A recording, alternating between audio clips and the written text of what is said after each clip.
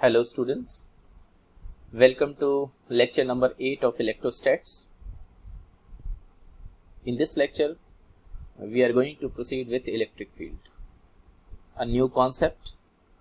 So let us understand what is an electric field. Electric field is a region of space around a charge or a system of charges within which other charged particles experience electrostatic force, right?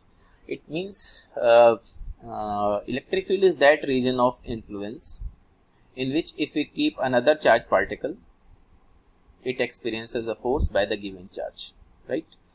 Theoretically, electric field extends up to infinity, but practically it is limited to a certain distance.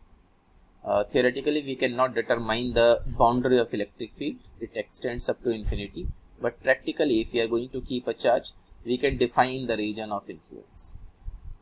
Now, electric field strength or electric field intensity or electric field. Now, we are going to understand the electric field as a physical quantity. Okay, it is also called as electric field strength or electric field intensity. Electric field strength at a point in an electric field is the electrostatic force per unit positive charge acting on a vanishingly small positive test charge placed at that point. Here a word is written test charge. The test charge is what? Test charge is a vanishingly small positive charge. It is considered to be positive. It is a test charge is taken as a positive charge and it is vanishingly small. Its magnitude is very small so that it does not disturb the electric field of the given charge. Okay, and the given charge whose electric field we are going to check, that charge is called as source charge, right? Here we can have one charge plus q. Okay, suppose we are going to bring another charge plus q naught. This is a test charge, this is the source charge. Definitely this particular positive charge will exert the force in this direction, repulsive force on this charge, okay, at this point. So if the charge is kept at this point and this charge experiences an electrostatic repulsion in this direction, so this point lies in the electric field of this source charge. Similarly, if minus q source charge is there, negative source charge, and we keep another positive charge, it means it's a test charge, then and this point if lies in the electric field of this charge minus q, definitely it will exert a force. And which kind of force? Attraction force in this direction, right? So therefore this point lies in the electric field of this source charge. Here it is written q source charge, q naught test charge, F is force and E is electric field. So how can we express the electric field? Electric field E is equal to vector F upon delta Q, where limit delta Q tends to 0. Delta Q tends to 0 means what? This should be a vanishingly small charge, okay? Or E is equal to vector F upon Q naught. Or vector E is equal to 1 upon 4 pi epsilon naught Q by R square R cap. Why like this? Because if we write F, so F will be 1 upon 4 pi epsilon naught Q naught by R square, and when it will be divided by Q naught will be cancelled and only this particular expression will be left out. The test charge is considered to be vanishingly small because its presence should not alter the configuration of the charges and thus the electric field which is intended to be measured. Next, a note we have to take care. What is that note? Since Q naught is taken positive, the direction of electric field is along the direction of electrostatic force. Okay.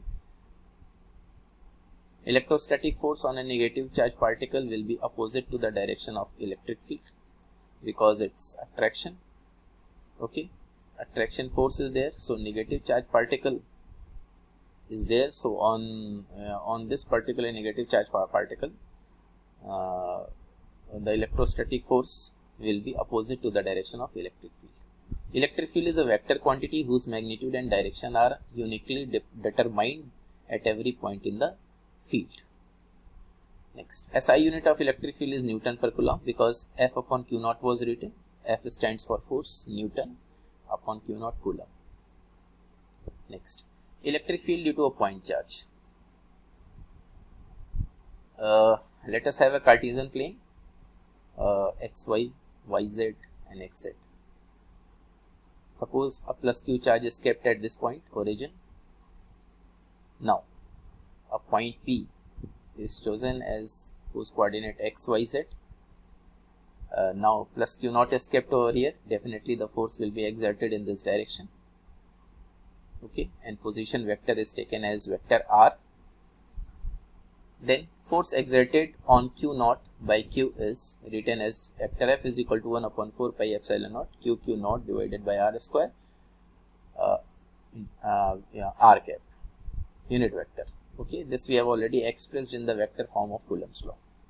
Or vector f is equal to 1 upon 4 pi epsilon naught q naught by r cube into vector r. Okay, this also we have represented in the form of position vector.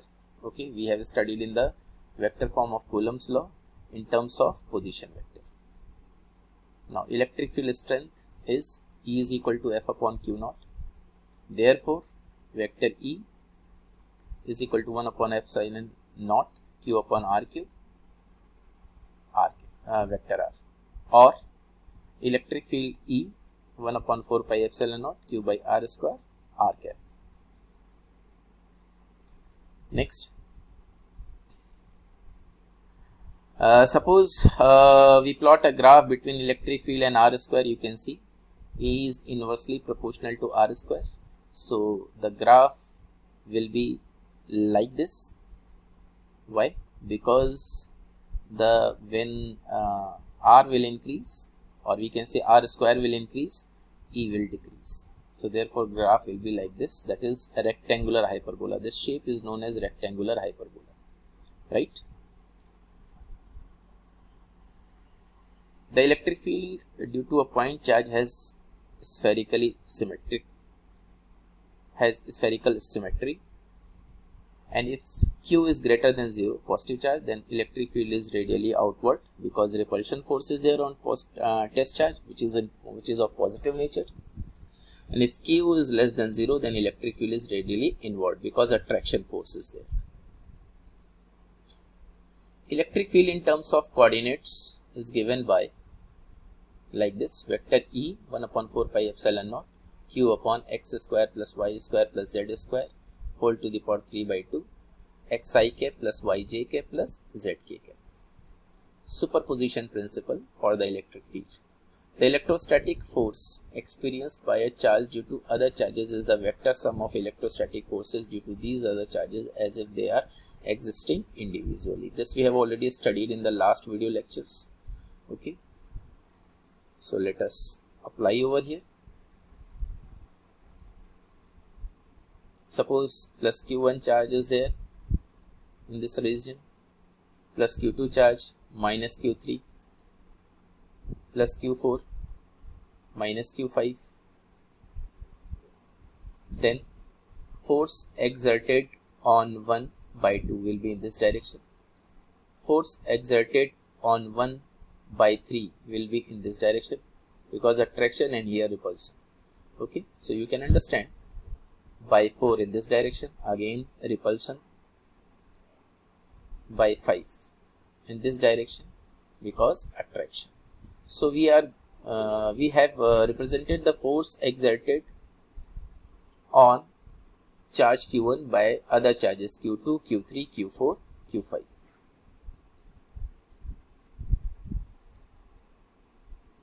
Now, these vectors we can represent like this: F12, F13, F14, F15. Okay, we have combined these vectors in a proper order by joining the tail of second vector with the head of first vector, and this will be the resultant of all the vectors. Vector F1 is equal to net force on this charge Q1 will be represented as vector F12, vector F13, vector F14, vector F15. This we have already discussed and elaborated in the last video lectures. Okay, and this is the complete representation of vector form of superposition principle. Okay. vector Fa 1 upon 4 pi epsilon naught sigma b goes from 1 to n, okay, and qa qb, and this is the vector form, this particular vector Ra minus vector Rb divided by mod of vector Ra minus Rb whole cube.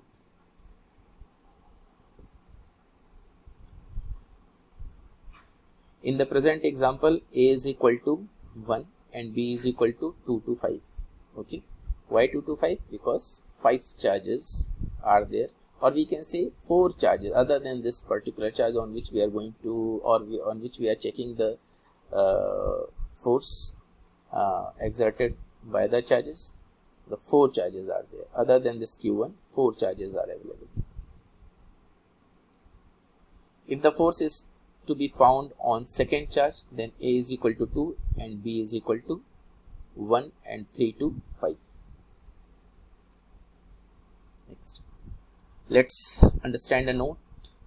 The interactions must be on charge which is to be studied due to other charges. The charge on which the influence due to other charges is to be found is assumed to be floating charge, and other charges on others are rigidly fixed. Okay, electrostatic force. For example, first charge floating is repelled away by Q2 and Q4 and attracted towards Q3 and Q5. You could see in the last figure. The interactions between the other charges among themselves must be ignored. Okay, that is F23, F24, these forces must be ignored. Superposition principle holds good for electric field also, because electric field is also a vector quantity. Okay, now electric lines of forces. After studying the electric field or electric field strength, electric field intensity, now next topic is electric lines of forces.